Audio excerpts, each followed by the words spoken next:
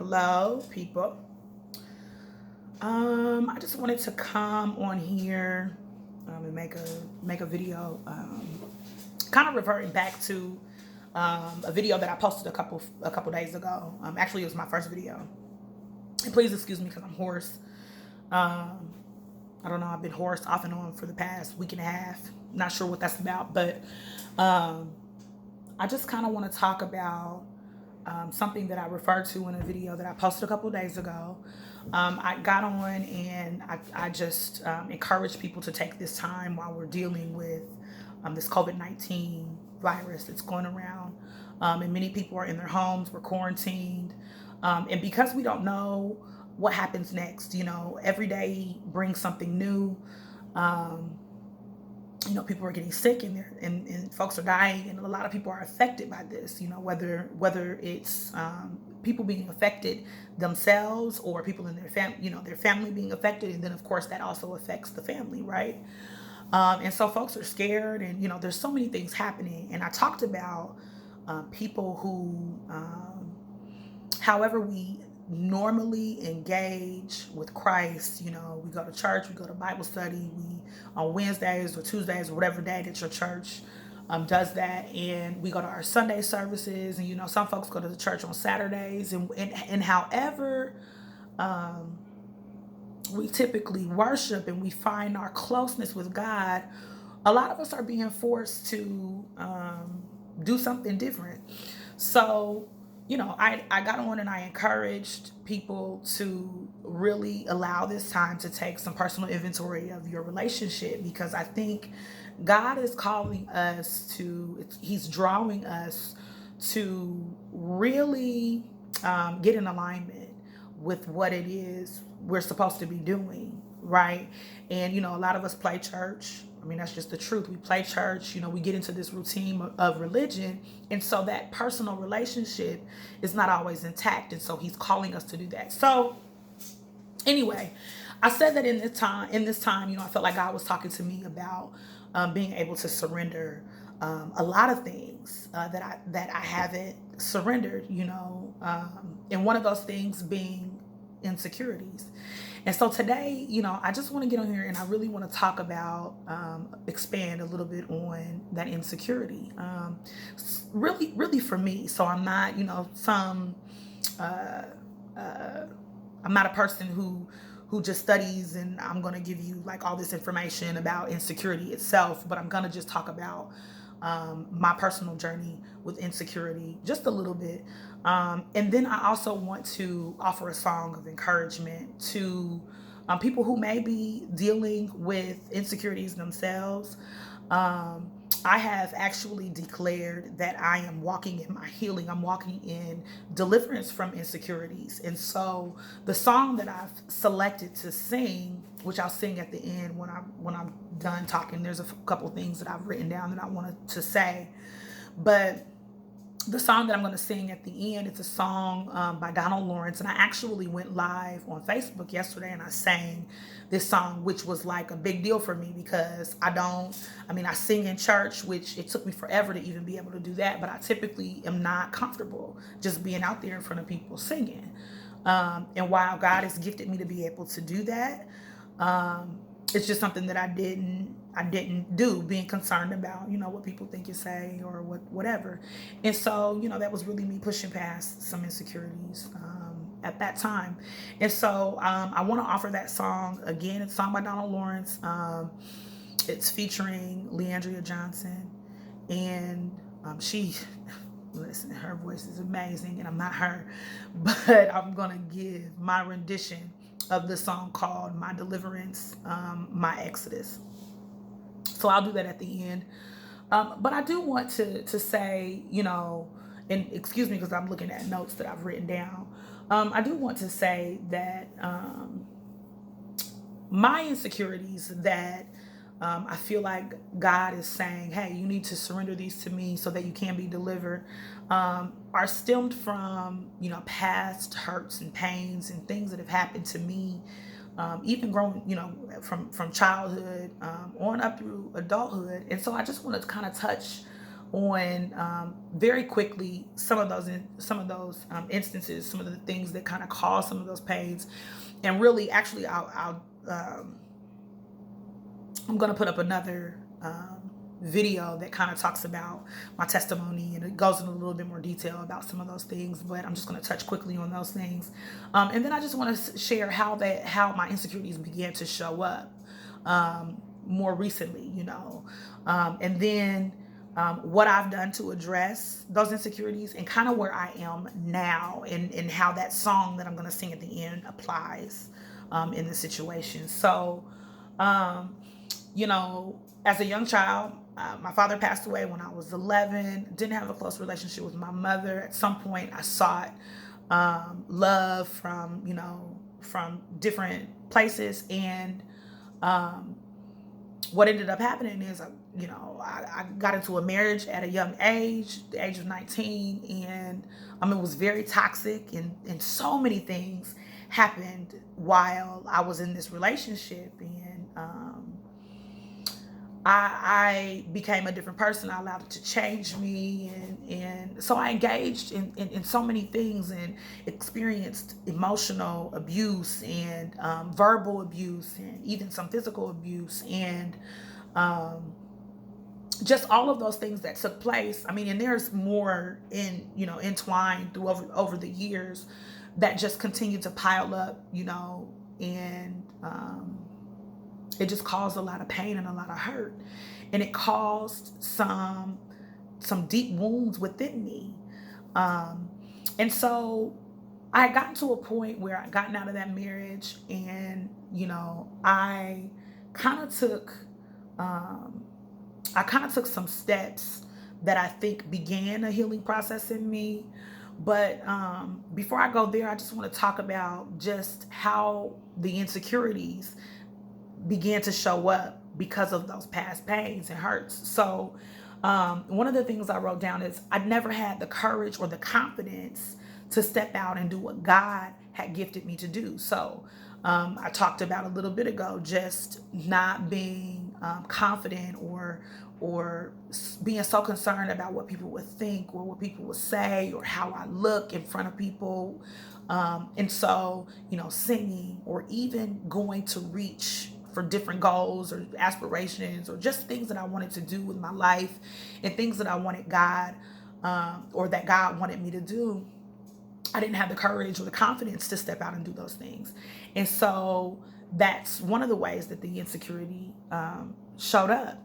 And so I found myself, always comparing myself to someone else, the way my voice sounds, or the way I might look, compared to this person over here. I don't look good, they look better than me, and just things like that. And so that's one of the ways that it began to show up. And so the other big area where these insecurities began to show up was in my relationships.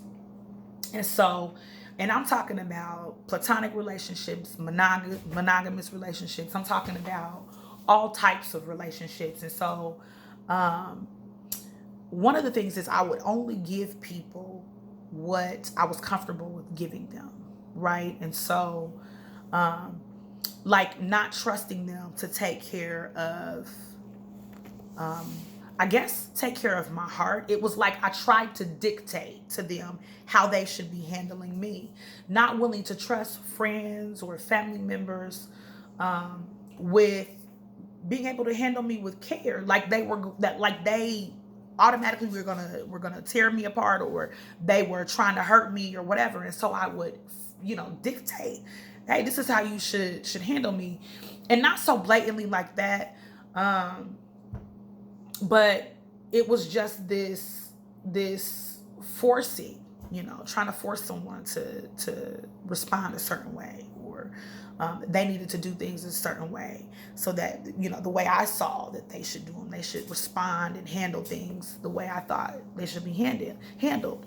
And I also began to project onto others, or accuse others of the stuff that I was doing, or the things that I wasn't willing to do. So for example, I remember telling someone, you won't let me love you.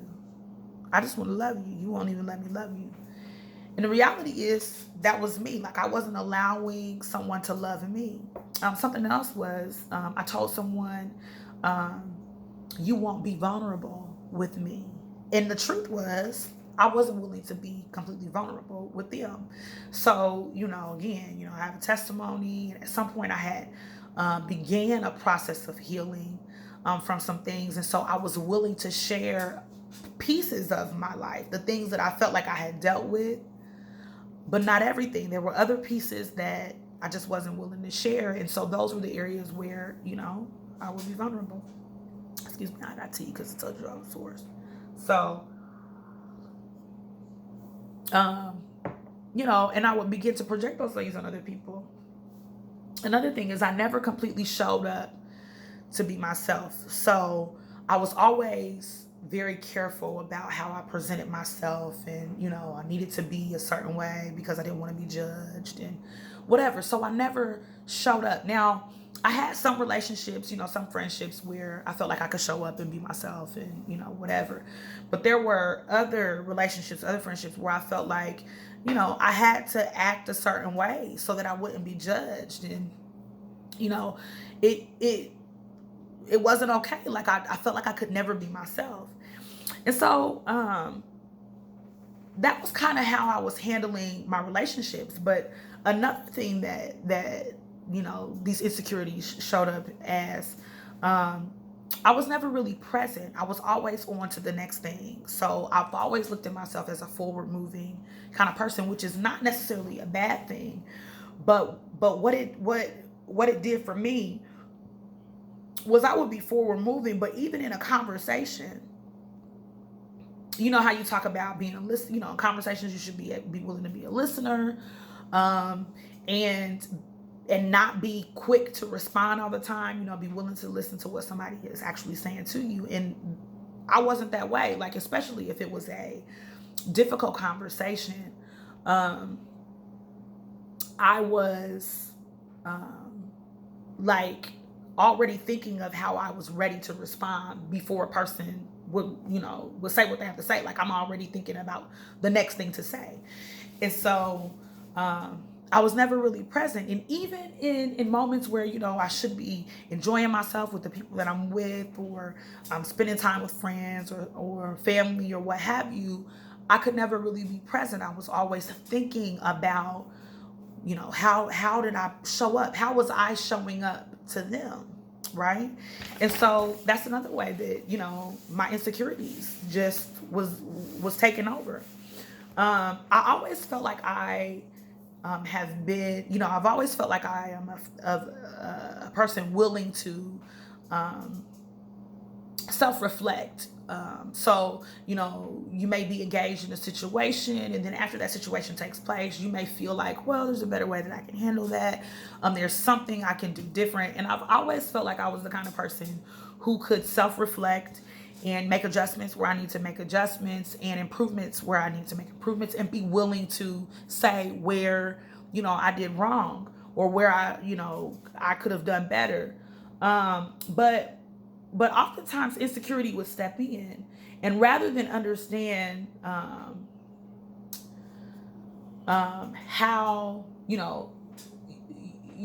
how I could deal with that insecurity, so I could admit, like, yeah, this was a conversation where insecurity stepped in, or this was a situation where my insecurities stepped in. But what happened is I began to use those insecurities as an excuse to not heal. And I didn't even know that that's what I was doing, but I would never really dig into, why does that insecurity keep coming back up? Why does that insecurity keep causing you to act this way? Why does that insecurity keep causing you to, respond to people this way and treat people this way? It's not okay, but I would use it as an excuse. And then I would expect, whomever I was dealing with, to be supportive of my journey, my insecurity journey, or whatever. Just because I was willing to admit that I had those insecurities, that meant that I was on this journey. Now, it's not to say I wasn't on a journey. I was, because healing is a journey. But I would use it as an excuse, as opposed to actually looking into, what is it? What is it that keeps causing these things to come up? I need to deal with that. And so Rather than that, I would suppress those things, and I would try to find ways to so that the insecurity wouldn't pop up, like ways to cover up the insecurity, or maybe I was ready to respond a certain way, and in the moment I recognized that that might be insecurity coming up, and so I would not, and I would suppress it. But what would happen is, over time, after continuing to do that, then moments would happen where I would blow up, and those insecurities will come out in a horrible way.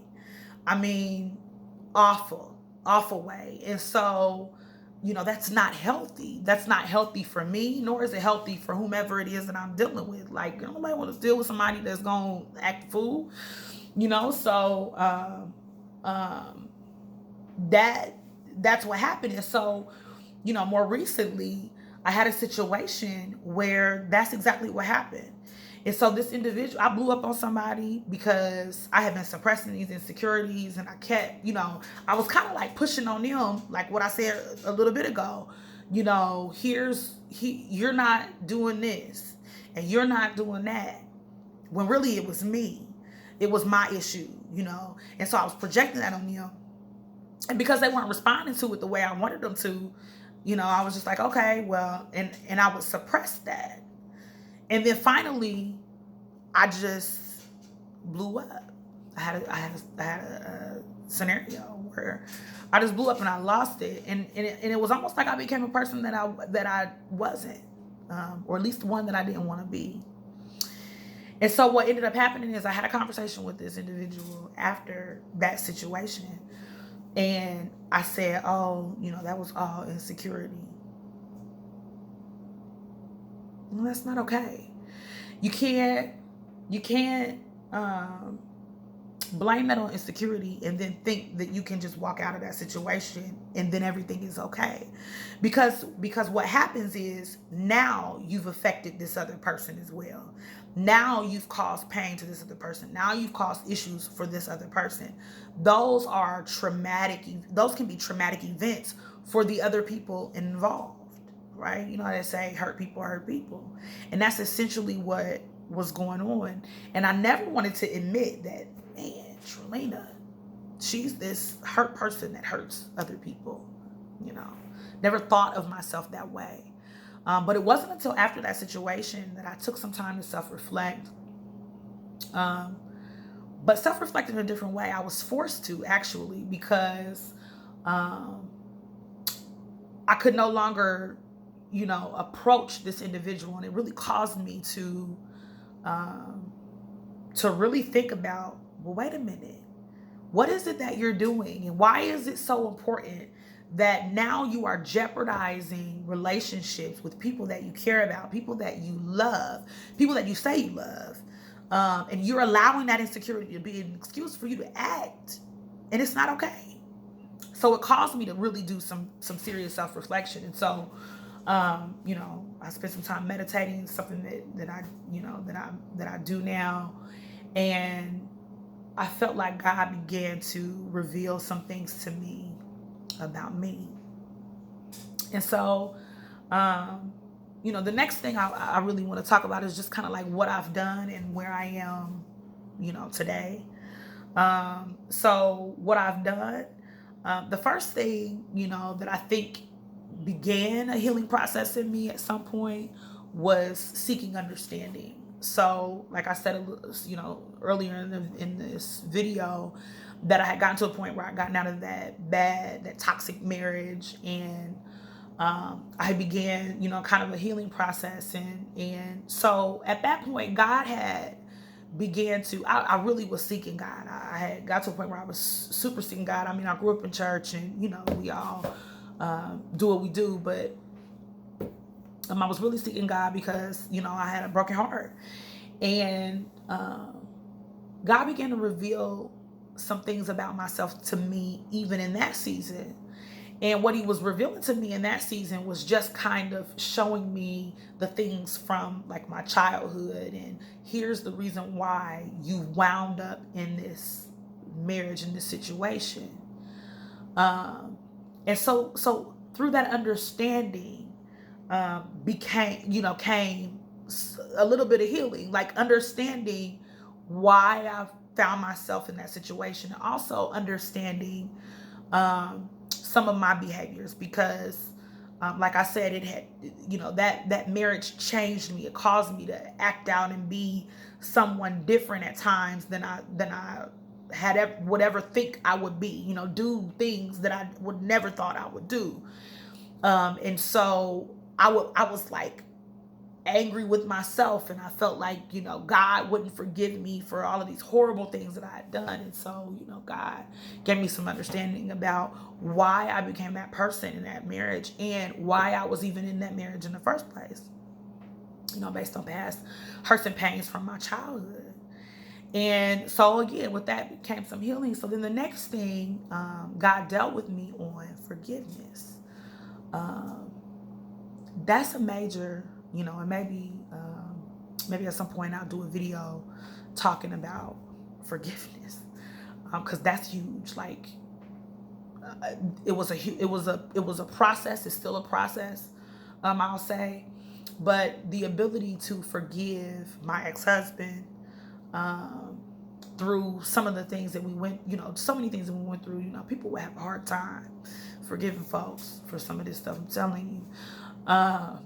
But God dealt with me, and I was able to forgive him, and even being able to forgive my father. So my father died at a young age, and just being able to forgive my father, and being able to forgive just different people who I felt like affected me, and also being able to forgive myself for the things that I had done in response, um, that weren't okay.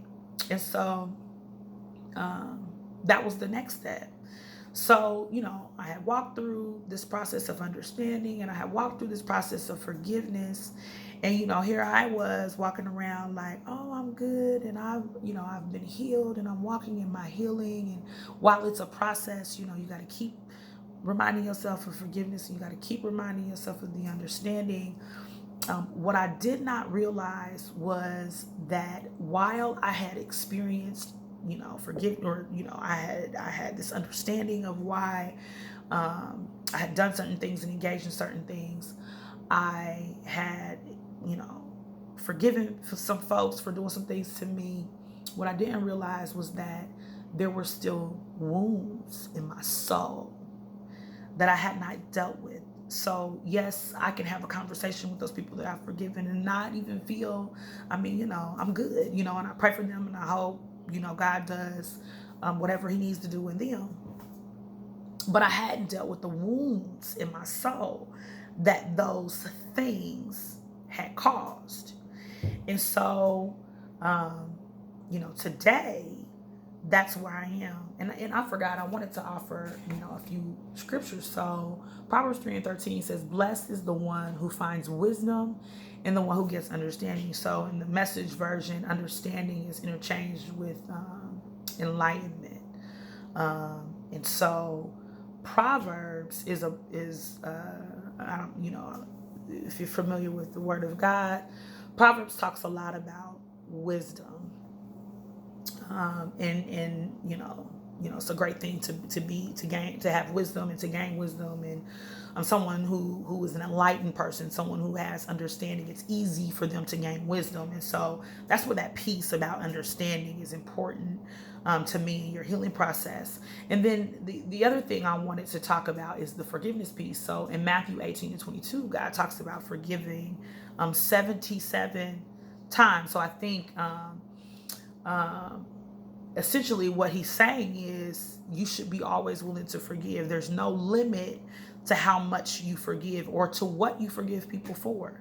Also, in many areas in the Word, but Mark 11:25 talks about forgive so that we may be forgiven. So it's important for us to forgive so that we can be forgiven by the Father, right?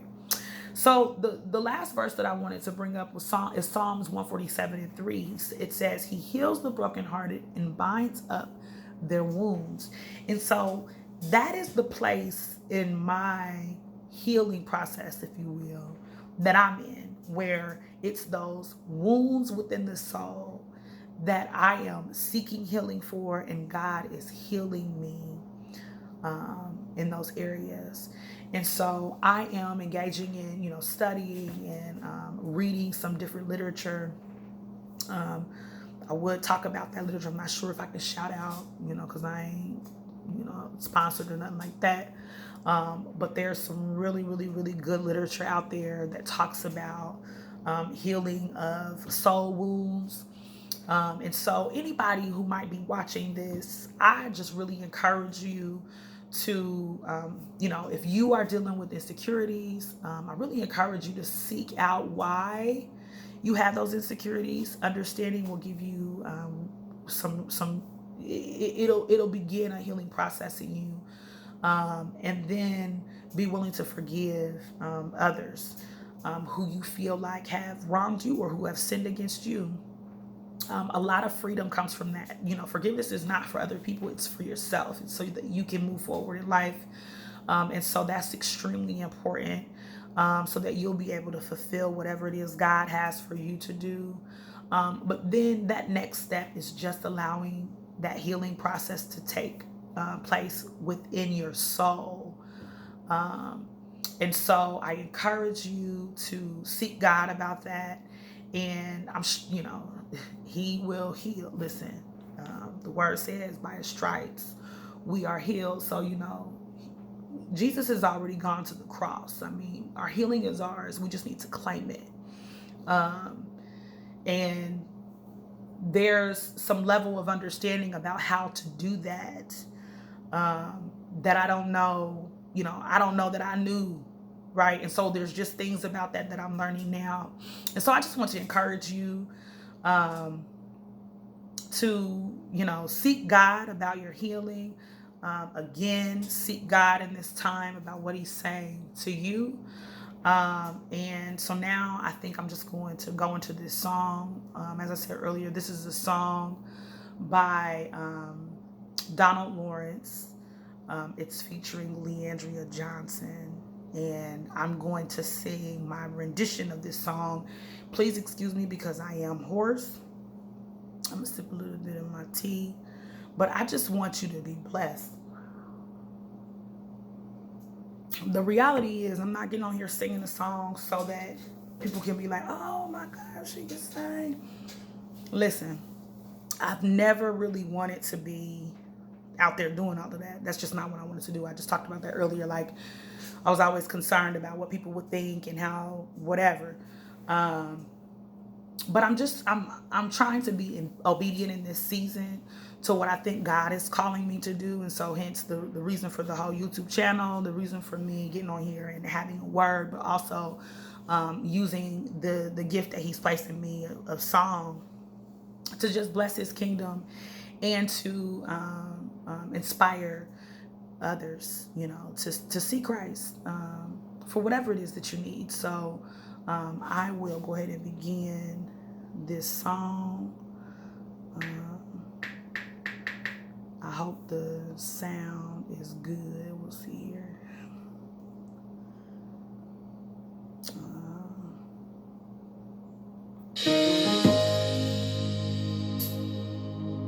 www.ascensiontracks.com. I need to turn it down just a little bit.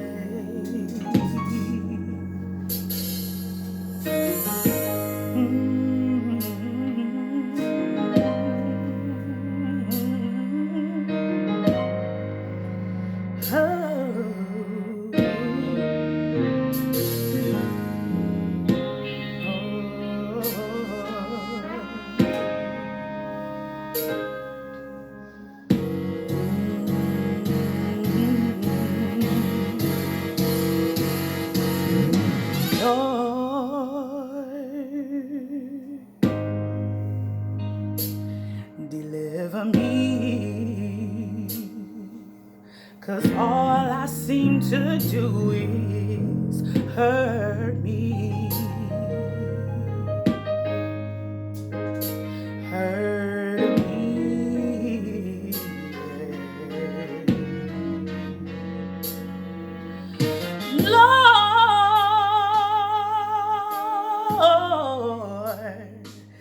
Deliver me, 'cause all I seem to do is hurt me. Oh, hurt me, yeah.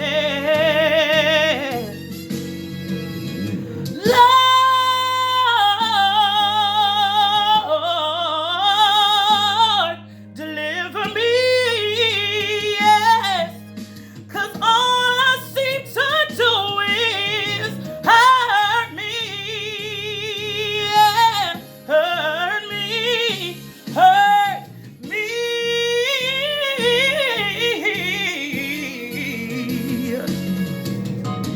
Lord, Lord, Lord, deliver me, yes. All I seem to do is hurt me, hurt me, hurt me. Oh, oh, oh,